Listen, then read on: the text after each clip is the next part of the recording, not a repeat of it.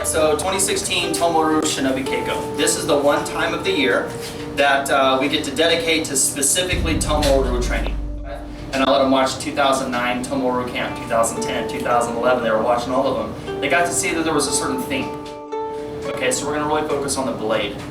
And we're going to focus on transmission. And that is right there, guys, is what I think is the most important part and what I really want to make sure that we get documented for this particular year's Keiko.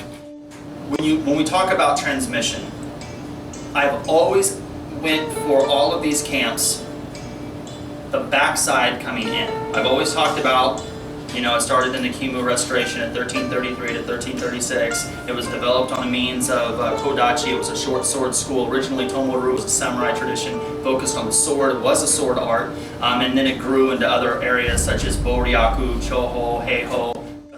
Let's say transmission, but definitely this growth of how it started in 1333. And every year I've talked about the history this way. Very rarely have we started a camp with me and then gone that way. This year we're going to talk about transmission, and this is why I think this is very important, okay? And the reason I think this is important is because I'm the one that's teaching you guys. And I think it's important that you guys understand why it got to me, how it got to me, and how it got to where it is in the present day as far as the art. Like, there's all these different people and all these different traditions because you had, just like today, there's samurai ninja enthusiasts. But it was dying out in a time where Japan was changing to a much different country. Whoever gets this from me, whoever this is going to be, someone, I'm not going to be like everybody else where I'm taking it to the grave. I don't have to, and the reason I don't have to is because I know what I have is correct. See, I get it that some people want to take their shit to the grave. I get that. That ain't going to happen. There will be a successor.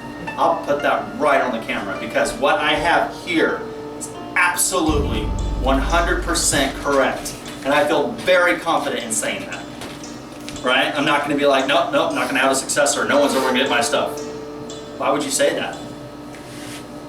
Right? There would only be one reason why that would happen as far as I'm concerned. Because if you busted your ass to get it, you should love it enough to give it to the next generation.